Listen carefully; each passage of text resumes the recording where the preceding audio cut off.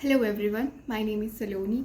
I'm from Pune. I've completed my graduation in Electronics and Telecommunication from Bharati Vidyapit College of Engineering for Women in 2025.